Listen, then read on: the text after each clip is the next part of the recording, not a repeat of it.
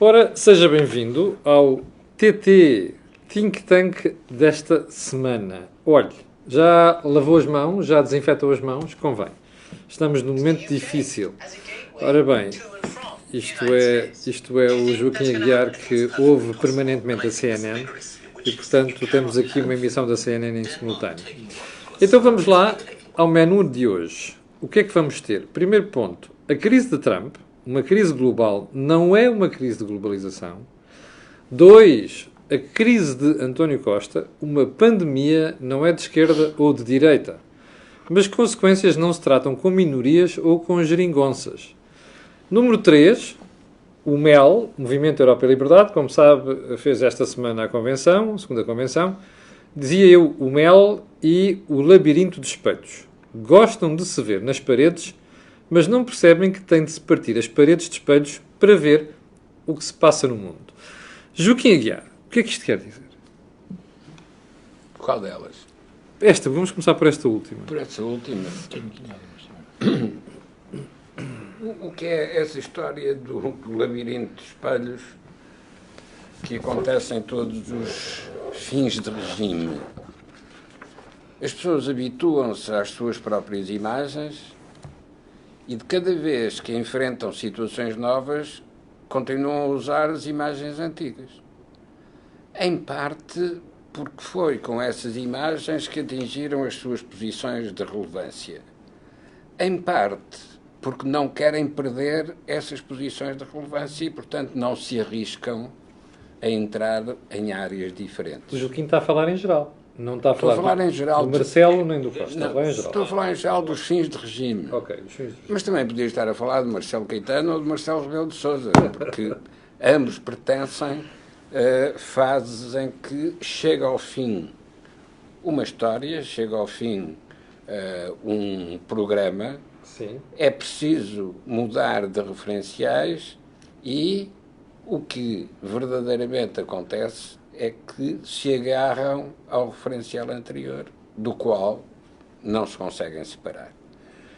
Ora, esta iniciativa, que foi em 2 dias, e vários painéis com interventores muito diferentes, tem a particularidade de mostrar que é útil ter plataformas de debate que não sejam de campanha eleitoral, isto é, tem de ser uma entidade ou uma instituição que não concorra a eleições, porque é isso que lhe permite ter distância e observar com... E independência. Não é só independência, é pluralidade. Porque não é possível juntar pessoas do PSD e pessoas do PS para fazer um debate que não se transforme num debate entre o PS e o PSD. Sim, uma batalha campal também. É preciso ter outras instituições, que até podiam ser universidades ou centros de investigação, mas é preciso ter outras plataformas onde pessoas de diversas origens do ponto de vista político, ao debaterem, permitam que venha ao de cima aquilo que verdadeiramente são as convicções de cada um. Não, portanto, as da disciplina partidária, mas as convicções que aparecem no debate entre pessoas diferentes, com orientações diferentes. Portanto, como plataforma é interessante e pode ter alguma atividade positiva. Segundo ponto desta mesma iniciativa. A característica essencial da democracia é que é um regime de dúvidas e por isso é que faz eleições de 4 em 4 anos. Se uma democracia não tivesse dúvidas, não precisava de fazer eleições. Claro. Ou então fazia eleições de 10 em 10 anos ou 30 em 30 anos. Não, a democracia precisa de fazer eleições porque essa é a maneira de poder afastar os que falham. Ora, para que seja verdadeiramente um debate democrático, é preciso que a pluralidade de posições faça surgir a dúvida. Não é faça surgir a certeza, o programa, o objetivo. Não, é a dúvida. Qual é que foi a dúvida principal que acha que esta segunda convenção trouxe? Como é que se reorganiza a política em Portugal? E já tem respostas para isso? Porque, não, eu tenho a dúvida expressa com a própria exemplificação daqueles que acham que têm a resposta para isso. Quando confrontados entre si, todos verificam que nenhum deles tem a resposta para isto. Okay. E que é preciso uma outra coisa, que é a coordenação, se quisermos, a refundação dos programas e dos objetivos. Joaquim, deixa-me fazer uma pergunta. Nos dias que antecederam o MEL, a convenção, houve meios de comunicação social que retrataram aquilo como a aula magna da direita. Refê-se nisto? Não, o que é curioso é que isso é, mais uma vez, o labirinto de espelhos. Joaquim, deixa-me só dizer às pessoas. Pessoal, querem ver como isto tem som? Olha aqui. Não há aqui problema nenhum com som. Quando for assim, faça out da aplicação e volte a entrar. É mais fácil, porque não há aqui um problema de som, como a maior parte das pessoas já reparou. Obrigado. Desculpa lá, Joaquim. É mais uma vez a questão do tal labirinto de espelhos. Como as pessoas têm uma imagem a defender, quando outras que estão ao lado também têm as suas imagens a defender, mas conversam no mesmo estatuto, estatuto de quem foi convidado por uma entidade que não tem representação no campo político, então elas mostram melhor o que são as contradições entre as suas posições. No entanto, continuam a existir pessoas que têm medo de afirmar a sua convicção e escondem-se atrás da imagem que acham que os outros têm deles. E nesse aspecto, por exemplo, o representante que se chama hoje a extrema-direita, o André Ventura, apareceu com uma imagem muito mais elaborada e muito mais... moderada. Não é só polida. Eu não queria utilizar a expressão, mas ainda bem que foi justo. Mas que, no fundo, corresponde a uma mutação do próprio, que quando fala para populares se expressa de uma determinada maneira, quando acha que está num ambiente de maior sofisticação, ele próprio mostra o que só prova que o André não é estúpido. O que só prova. Não é isso, mas nenhum é estúpido. Agora, ele tem uma virtude, ou uma vantagem, em relação a outros. Chegou agora. Chegou agora. E como chegou agora, não tem imagens atrás. E, portanto, pode surpreender com um novo perfil que ninguém estava à espera que ele apresentasse desse modo. Jorge, qual é a tua opinião? Porque eu já tinha pensado nisto, não tinha posto aqui na agenda, mas aproveito para lhes dizer, há pessoas que já estão aqui preocupadas com a questão desta crise, que é uma crise de saúde que vai ter implicações na economia. Nós já lá vamos, ok? Deixa-me só rematar primeiro a questão do MEL, por uma razão muito simples. Isto foi um debate fora daquilo que é a malta que está normalmente no poder. E isto tem muito interesse para o futuro de Portugal, como vai perceber daqui a uns meses. Vamos lá ver. O Movimento Europa Liberdade, como dizia o Joaquim, é uma plataforma. Mas um dos temas que nós colocámos ao debate neste primeiro dia era a tragédia da manipulação da opinião pública e o papel da comunicação social. E em do qual tu foste um dos membros do painel. E foi muito inconveniente. E não foste tu que achaste que devia ser.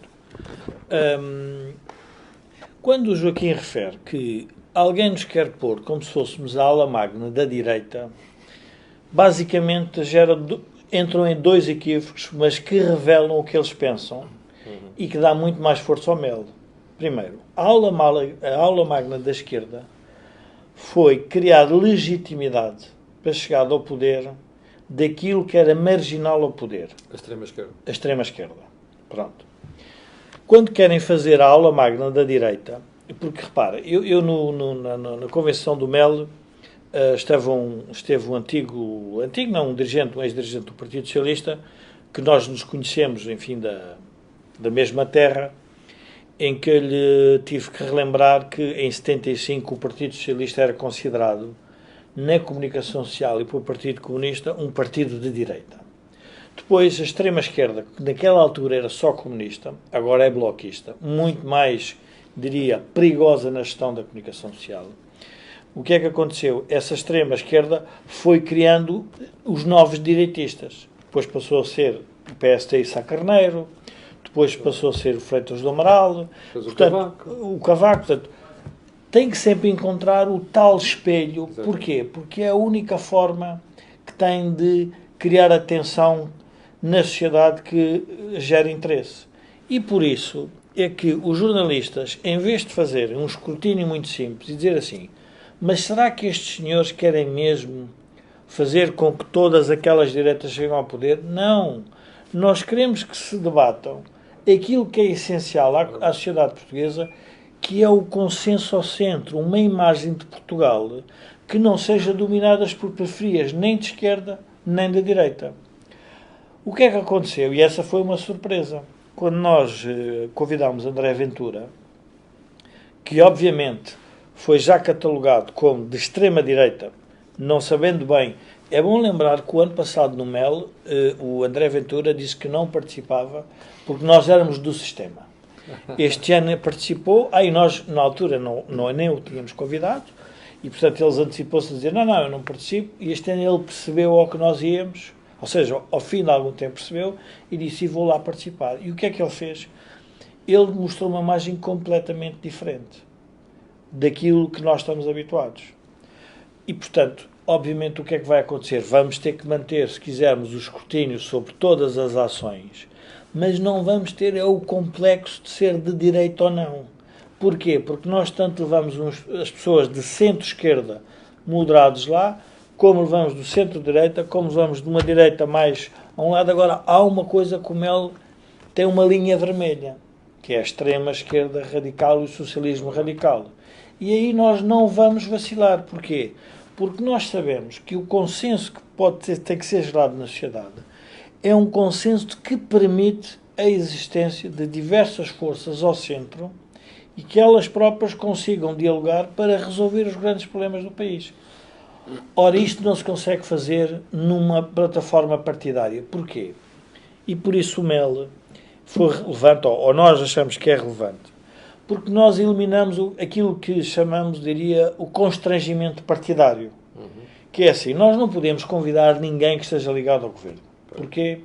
Porque tem dificuldade, primeiro, em se opor ao governo. Não tem distanciamento. Ou defender uma posição, claro, que até pode continuar a ser na linha política do governo, mas é diferente do que o governo está a fazer. E aí percebemos. Não vale a pena. E não é isso, quer dizer, e tanto isto é verdade se tiver o PS no governo, ou ter no PSD, ou outro partido qualquer. Portanto, isso é igual.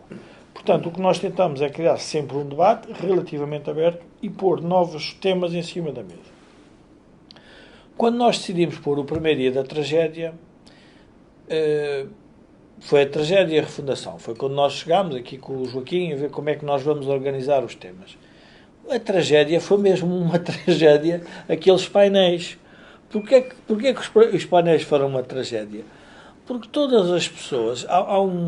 houve um participante do MEL que me disse uma coisa interessante.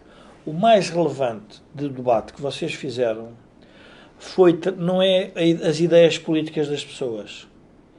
Porque havia ali pessoas com ideias muito diferentes sobre a resolução de alguns problemas essenciais. Foi terem pessoas corajosas. Pessoas que olham para o problema e dizem, esta é a solução. E que não têm medo de dizer. E que não têm medo de dizer. Porquê? Porque a sociedade está atemorizada, tem medo. Está presa. Pronto. E uma sociedade com medo é uma sociedade que decide mal. Porquê é que o governo, e já agora para te adiantar para o coronavírus, ajuda? Porquê é que isto é um problema muito sério? Porque nós não podemos atemorizar a sociedade. Porque as pessoas com medo têm reações incontroláveis. Pois. E, portanto, temos de ter muita cautela quando falamos sobre este tema. Porque o medo é sempre mau conselheiro. Primeiro que tudo, o medo, e se quem... Eu li alguma coisa sobre biologia, o medo é o que dispara no nosso sistema nervoso, aquilo que gera adrenalina, que é o instinto de defesa. E a característica da defesa, que é o que está a passar agora, isso que há pouco dizia, é a pessoa ficar congelada. A adrenalina põe os músculos tensos. E se vocês repararem, quando todos os políticos começam a falar sobre este tema do coronavírus, nota-se a tensão, porque estão com medo do problema, porque não o controlam. E um problema que vamos ver, o que esta crise revelou é que, de forma muito humilde, vamos ter que dizer que há problemas que nós não controlamos mesmo. Com exceção, que penso que foi o diretor-geral de saúde italiano, que a italiana fez não uma paródia, uma ironia, não sei como é que lhe chamar, quando uma jurista lhe perguntou se afinal iam morrer muitos. E ele voltou-se para ela e disse: não, vamos morrer todos. Só não sabemos quando. E, portanto, a jurista ficou sem palavras, porque foi a maneira dele tirar o medo. Olha, vamos morrer todos. Descongestionar a sala. Descongestionar a sala. Joaquim, eu vou-lhe fazer eco daquilo que os meus espectadores do programa da manhã, que aproveito para dizer, agradecer que bateu o recorde, 5.200 pessoas hoje em direto de manhã, esta semana foi só recordes. Uma série de espectadores me dizem assim: você não está preocupado? Estou. Mas a generalidade das pessoas que me escreveu tem a mesma sensação que eu. A gente ouve o Primeiro-Ministro, acho que ele anda aos papéis. A gente ouve a Ministra da Saúde, ela nem sabe onde está a pisar. A gente ouve a Diretora-Geral de Saúde e dá a sensação que está em Marte. Isto é a imagem que nós estamos a passar de liderança numa crise desta. Mas se virmos o presidente americano, ainda é pior. Está bem, Joaquim, mas nós estamos em Portugal, temos de se preocupar com o nosso governo. Porque é igual aos nossos, só que está com a cabeça para baixo e as pernas para lá. Quer dizer, é o descontrole total. Bom, por uma razão curiosa e que nos obriga a pensar nos fundamentos da política. Antes de chegar ao americano, porque o americano tem outros detalhes, vamos ver o caso português. É que o vírus não é de direita nem de esquerda, claro, mas põe em risco e em causa as ideias da direita e as ideias da esquerda. Vamos lá explicar isso. E por isso é que esta crise é a crise de 2008 amplificada. Isto é, a crise... Quem disse amplificada, ouvi bem. Amplificada. Okay. A crise de 2008 nunca foi devidamente explicada, porque cada um dos responsáveis pela crise procurou passar a responsabilidade para o outro que estava ao lado. Sim. E uns era o problema dos bancos, outros era o problema da exploração capitalista, outros era o problema dos excessos dos sindicatos, mas ninguém quis enfrentar a questão verdadeira, que mais uma vez era uma questão de vírus, que foi a incapacidade dos sistemas económicos ocidentais a reciclarem o excesso de dinheiro que entrou por efeito dos superávites das balanças de pagamentos das economias emergentes, que, porque não podiam investir nelas próprias, porque não tinham coisas valiosas para fazer esse investimento, investiam nas sociedades ocidentais.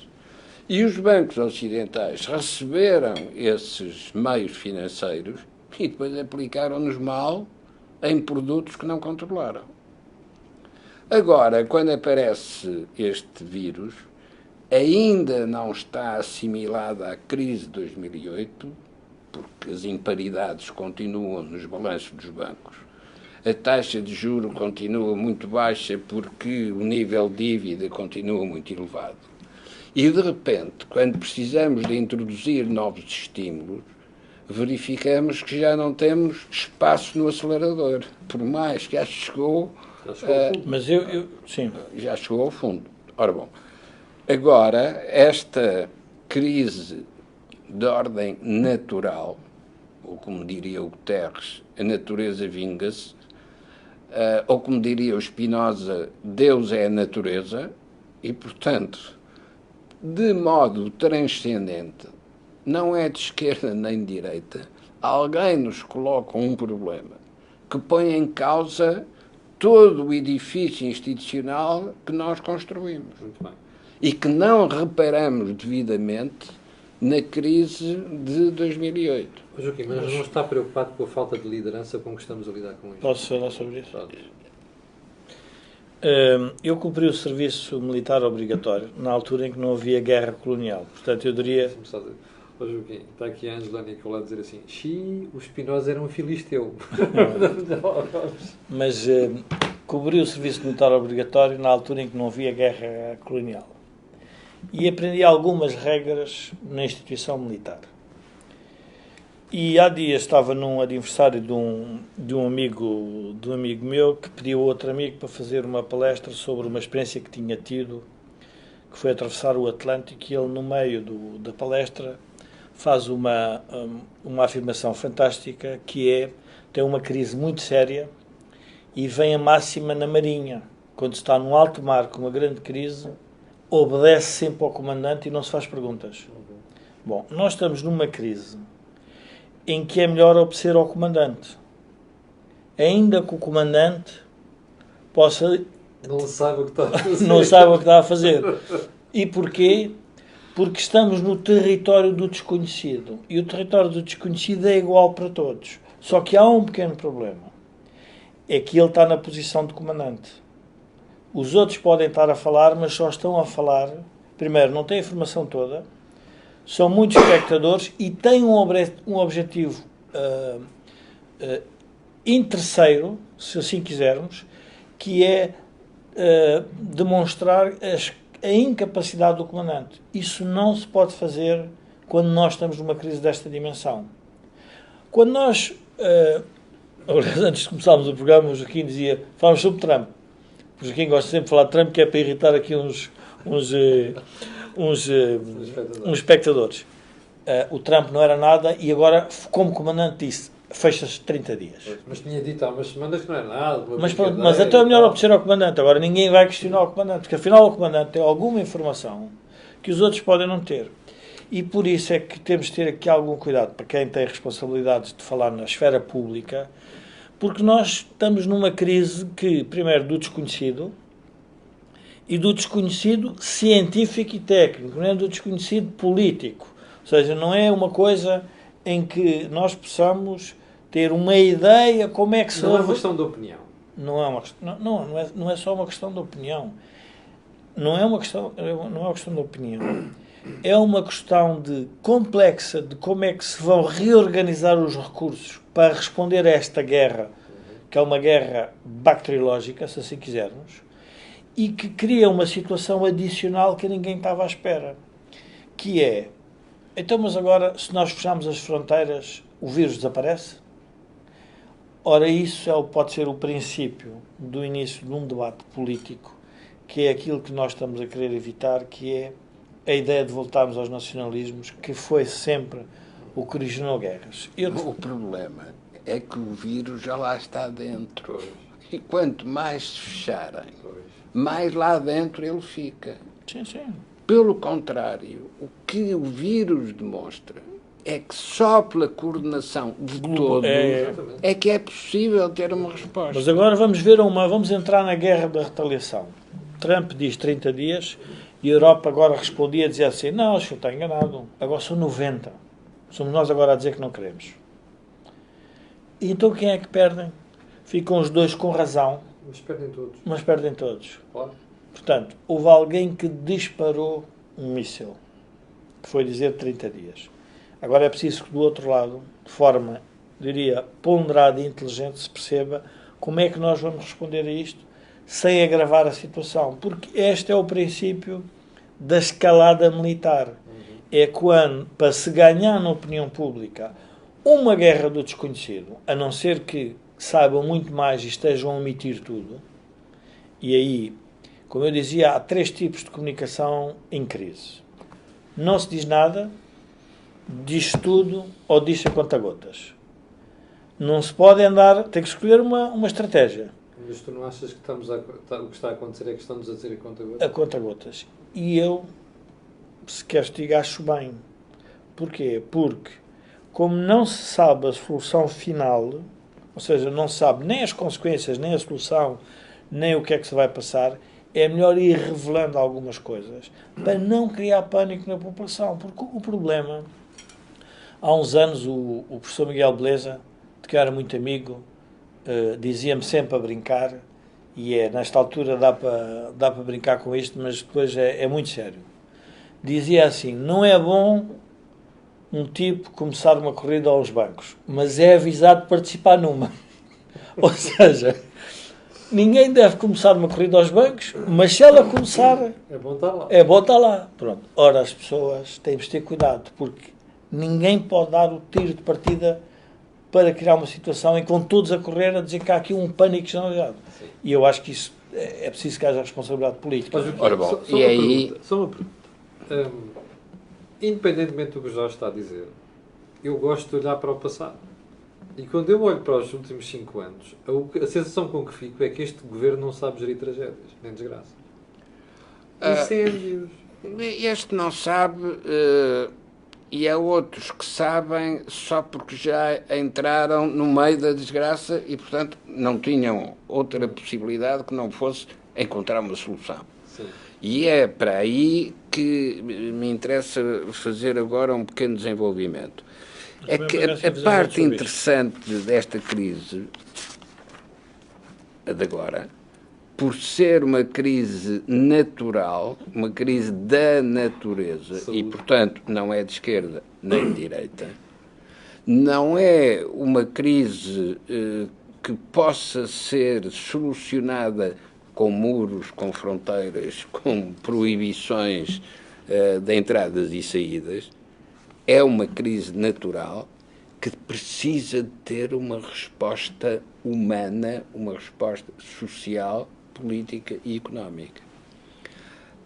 Enquanto a crise de 2008 não tinha nada com a natureza, aparentemente, embora tivesse tudo com o tal efeito atmosférico do movimento de capitais, mas ninguém quis interpretar por esse lado. Agora, esta é mesmo uma crise natural, uma crise da natureza.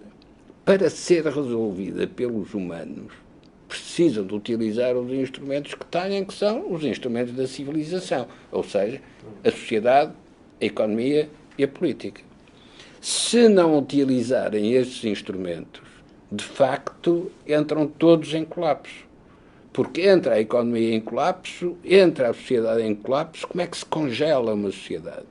Como é que se proíbe aos tais jovens que não têm escola de irem para os supermercados passear? Não é possível congelar isto. Agora, é possível estar permanentemente a falar da ameaça que a natureza nos colocou para saber como é que a sociedade lhes responde. Isso é um exercício de mobilização.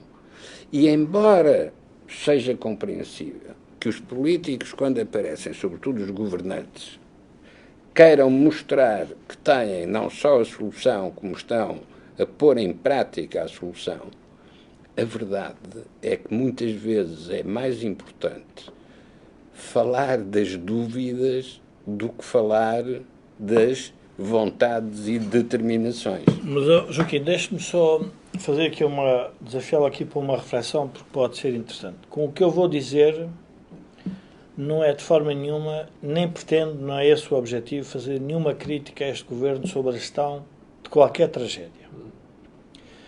Mas há uma tragédia, na minha opinião, que resulta daquilo que tem a ver com o pensamento, diria, milenarista da esquerda, que é a limitação do Estado à resolução dos problemas da humanidade. Ou seja, quando temos uma ideia que o Estado tudo resolve, de repente aparece um fenómeno que cria uma nova situação. E então o que é que nós temos de dizer? Não é o Estado, é a comunidade que tem que resolver. E não é por acaso que Catarina Martins veio dizer use os hospitais privados. Então o que é que fica, diria, a nu? fica demonstrado que há certas matérias que é melhor a sociedade ter uma organização política e económica que tenha alguma flexibilidade e que não se pense que na vida das pessoas tudo se resolve com a intervenção do Estado. E quando eu digo intervenção do Estado vamos policiar as pessoas para elas não terem gripe? Podemos fazer esse exercício. Podemos pôr militares à porta de cada casa e ninguém sai de casa. Vamos policiar pessoas por irem para a praia? Então nós punhamos aqui um Estado policial para resolver o problema da gripe. E nós vamos ter que fazer o raciocínio diferente. Não. Nós temos que apelar à responsabilidade individual, coisa que o Governo ainda não está a fazê-lo, mas está a fazê-lo com alguma... Mas isso foi um erro, Jorge. De quê? Quando o Governo, tu tens razão, o Governo está a fazer a responsabilização individual, mas está a fazê-la mal. Não. Tem que ser assertivo. Não é assertivo, já Eu foi. Não ouvi, nem o Primeiro-Ministro... Já foi assertivo. Nós, por exemplo, quando discutimos fazermos ou não um MEL, portanto, realizámos, a resposta que foi dada foi: nós vamos cumprir aquilo que nos foi dado de instruções da Direção-Geral de Saúde, que era eventos abaixo de 1000 pessoas, as pessoas têm que tomar consciência disso. As pessoas vinham-me cumprimentar, eu não os cumprimentava. Pronto, ficava um bocado, mas não cumprimento. Foi as instruções que eu recebi.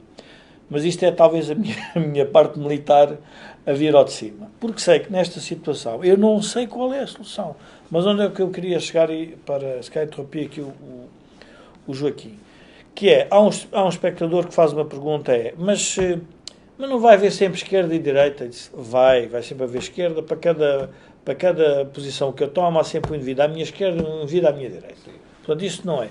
Mas o problema é que a esquerda radical, o projeto de sociedade, é que a sociedade caminha para o Estado tomar conta de tudo e não faz sentido haver a pluralidade. E esse é o debate muito sério que nós temos de ter nas democracias ocidentais. Por isso é que eu disse no MEL que é irreconciliável um debate de pluralidade e civilidade com radicalismo ideológico. Porque eu, ao fazer o debate da forma como eles querem fazer, acaba a democracia. Porque, como dizem, nós não precisamos de estar a discutir nada disso, porque se o Estado tomar conta disto tudo está resolvido. Ora, aqui está o exemplo que o Estado não consegue resolver tudo. Agora, tem que determinar políticas públicas. Mas, desculpe lá, Joaquim, que eu interrompi-o. Joaquim, há bocado o Joaquim dizia, eu sei ter ouvido bem, mas gostava que confirmasse que há bocadinho havia uma pessoa que perguntava isso. Esta crise pode ter um efeito na economia mais grave do que a 2008? Mais grave, vai ter com certeza. Isso quer dizer que nós não, e leve a ver, vai ter com certeza porque a crise anterior não só não foi interpretada nem resolvida, como deixou consequências que impedem agora repetir as mesmas medidas expansionistas que se fizeram ou que se tomaram nessa altura. Sim, é verdade. Hoje, os bancos centrais têm capacidade de intervenção muito mais limitada, porque estão com taxas de juros de 1%, é que baixam mais. Mas isto significa que na fase da refundação, isto é, na fase da resposta à crise, certas coisas extraordinárias vão acontecer. Por exemplo, as uniões bancárias e, por exemplo, o orçamento europeu. Ou seja, isto vai ser mais um evento que força a Europa a criar novas instituições. Porque a alternativa é fragmentar de tal maneira a Europa que cada um fica agarrado aos seus vírus nacionais. Mas, nunca mais se liberta, porque nem sequer depois há escala para a investigação científica que vai ser necessária para controlar o vírus. Mas eu queria delimitar, vamos lá ver, não é não reconhecer a gravidade económica e social que esta crise pode ter. Então. Mas queria delimitá-la para as pessoas também perceberem que não assustá-las tanto. Então, força, é isso que eu tenho questões para colocar nessa área. Pronto. A primeira é o seguinte: quando uma economia entra em recessão, se houver flexibilidade no emprego, sim. Ou seja, os países em que as pessoas aceitam redução de salários ou layoffs que são pagos pelo Estado, ou seja, se ela tiver flexibilidade nessa matéria, o que acontece é que nós mantemos podemos manter o mesmo nível de desemprego, mas com um PIB, ou seja, um nível de riqueza por habitante mais baixo, porque estamos a produzir menos. Ou seja, o que eu quero dizer é, olhem, há menos refaturação, vamos fazer isto no restaurante. Meus senhores, há menos clientes, então o que é que nós vamos fazer? Olha, dos clientes que temos, vamos dividir a receita como dividíamos no passado. X para os fornecedores, X para o patrão, que é o lucro, e X para os empregados. Ajustam todos.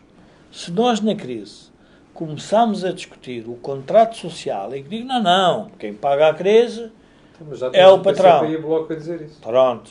O que é que vai acontecer? Aumento do desemprego. Pois. E depois o que é que acontece a seguir ao aumento do desemprego? Novos subsídios de desemprego. O que é que acontece a seguir ao aumento do subsídio de desemprego? Mais impostos. Então, afinal, pagamos todos a crise. Pois. Portanto, nós aí temos de ter algum cuidado, que é... Depois há um outro que eu não analisei, não tenho informação, não fiz esse trabalho, que é o valor, se as pessoas estão endividadas, tinham ativos, eu só tenho uma dívida, por exemplo, uma compra de uma casa, se o valor das casas volta a baixar, Sim. vai haver um outro problema, que é os bancos começam a ter garantias menores. E, portanto, vem outra vez ao de cima o papel da União Monetária e o papel da banca, que vai ser um outro aspecto. Mas que nesta crise provavelmente não tem o mesmo efeito, não tem números, porque as pessoas já fizeram um bocadinho esse ajustamento. As pessoas fizeram, o Estado não. Pronto, nós fizemos, o Estado não. Não, o Estado agora tem um problema adicional. Pois, é que vai ter que se financiar bem. para manter a economia a funcionar. E a pergunta nós já temos um nível elevado de... Pronto, e a pergunta aí é tramada, que é, e quem é que pode fazer isso? Por isso é que melhor os Estados que têm menos dívida. Por isso é que na segunda-feira, no meu artigo Jornal de Negócios, eu dizia, eu estou sem tempo, por favor, não se vá embora agora. A gente agora é que precisa de si. Porque nestas alturas se vê quem é que é e outra coisa importante é como a outra coisa... O problema é que ele é que não precisa de nós, porque claro. não tem solução para nós. Claro, agora bem. Não, mas há uma solução que o Banco Central vai ter, e parece evidente, é que vai dar o dinheiro que os Estados quiserem para se meter na economia.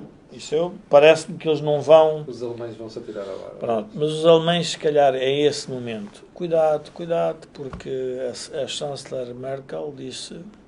70% que... da população Não. Ela utilizou a famosa frase de Draghi, vamos fazer o que for preciso. Sim. E saiu da ortodoxia do que não vai haver déficit. Cuidado. Ela, pela primeira vez, pode estar no fim de mandato... Aprendeu muita coisa. E percebeu que é melhor, se calhar, em vez de impor a austeridade que nos impôs, na altura, se calhar agora ela própria recuar. Sim, isso vai fazer seguramente. Agora, o problema é o que é que se faz depois. Porque isso... Faz-se uma união bancária, termina-se, e faz-se um orçamento europeu, políticas financeiras europeias. E, finalmente, o Banco Central Europeu vai poder fazer uma coisa que é mais importante de todas, que é emitir dívida europeia. Exatamente. Isso é que era porque a única maneira que nós temos de escapar ao envelhecimento demográfico, à falta de população para poder desenvolver o crescimento económico, é das outras regiões do mundo termos compradores da dívida pública europeia. Mas não há dívida pública europeia. Há alemã, há portuguesa. Agora, dívida pública europeia só poderá haver, e talvez seja esse o brinde do vírus, talvez possa haver depois desta crise. Sim, mas tem que haver um orçamento europeu, não é? Tem que haver uma política financeira europeia. Tem que haver um orçamento. Não pode haver emissão de dívida se não houver contabilidade deste espaço integrado. Agora, isto significa, atenção, agora podemos entrar no Trump, isto significa que se compreenda que esta é uma crise global e não uma crise entre Estados. Isso foi o que o Trump não compreendeu. E não compreendeu porque nunca poderá compreender. Sim. Não é uma questão de explicar-lhe. Não, ele nunca poderá aceitar que os Estados Unidos só resolverão este problema que já têm lá dentro se todos os outros resolverem. Mas é igual ao Muro do México. Que muro é que ele fez? Mas, Não muro nenhum. mas o problema é que não... Ganhou as eleições e que fazer um muro, mas não fez muro nenhum. Ele não pode deixar de falar disso. Eu acho que a questão... Porque isso é que é ele. Agora, como isso não é solução, quanto mais ele fala disso, mais longe está da solução. Isabel Oliveira, muito obrigado por nos lembrar que nós estamos com 1.300 viewers neste momento. Bom, eu mesmo para terminar quero pedir a vossa opinião em relação a duas coisas. Afinal, o Sr. Biden parecia perdido e o Sr. Sanders parecia quase consagrado como opositor nas eleições a Donald Trump, mas afinal parece que Biden ressuscitou. Pois, mas temos que refletir sobre uma coisa simples. A principal potência mundial, que ainda é a principal potência mundial, Militar, está a disputar as eleições presidenciais com septuagenários. Isto é... Em Portugal nós temos um governante e outro candidato também são sexagenários. É um problema geral. Atenção, mas isso significa que toda a capacidade criativa e a capacidade de iniciativa das novas gerações não está no debate eleitoral da presidência americana. De facto, o Sr. Biden tropeça nas palavras, esquece de coisas, já está um pouco avançado na idade. Então o ponto essencial é quem é candidato à vice-presidência. Porque, como vemos no caso americano, o vice-presidente americano ainda é mais assustador do que o próprio presidente. Exatamente. Agora, os democratas podem escolher um par que equilibra aquilo, possa corrigir as deficiências que, obviamente, o Sr. Biden tem. Mas, atenção, para os países que não estão debaixo do domínio americano, a capacidade de tomar iniciativas positivas quando os americanos as rejeitam é praticamente nula. Isto é, não é possível aos europeus negociarem tratados de armas nucleares ou negociarem preços de petróleo sem os americanos. E esse é que é o principal crime, o principal vírus que destrói a ordem mundial e que foi introduzido pelo Trump. Há aqui um aspecto, Joaquim, que eu gostava de... Para fechar, não tem a ver com... Eu queria voltar à questão da ideia de Trump sobre as restrições às viagens aos Estados Unidos e do bloqueio. Há um fenómeno que se passou com 11 de setembro, que foi a sociedade americana começou a aceitar a ideia de um Estado policial, se quisermos, em relação ao estrangeiro.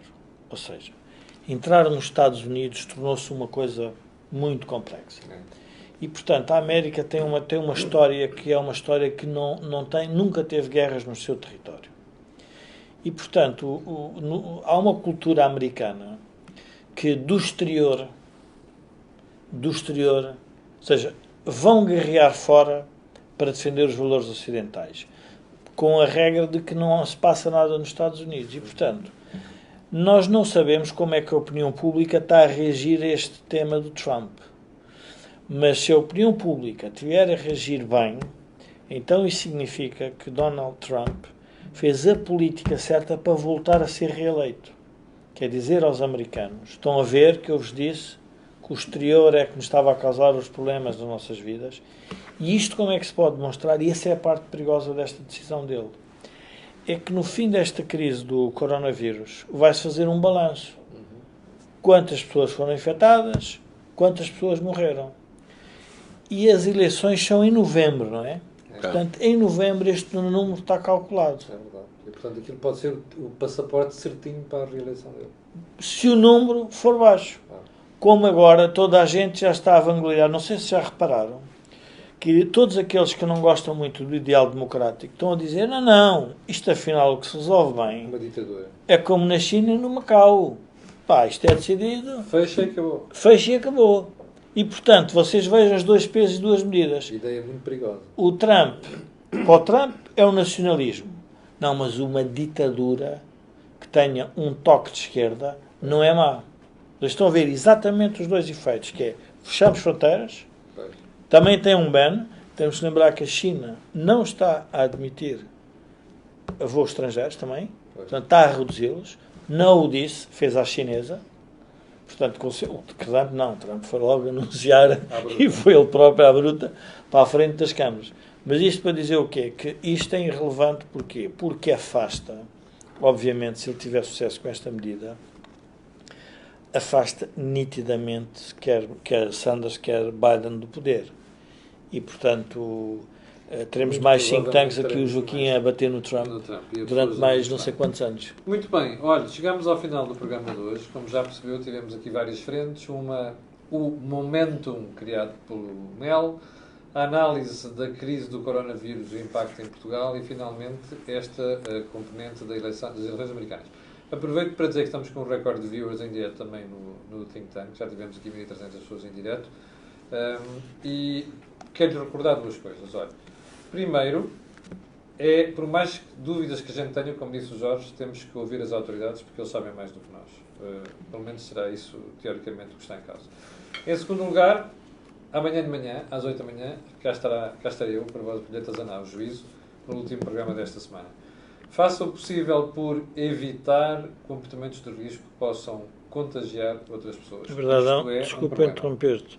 Há aqui um viewer que diz que nós não mantivemos a distância de segurança. É verdade, também não sim, mas não nos tocamos. Sim, é verdade, não nos tocamos. Os perdigotos andam no ar, mas olha, há sempre um momento de risco na sociedade. Mas muito obrigado por ter notado isso. Como eu lhe dizia, faça o possível para evitar comportamentos de risco.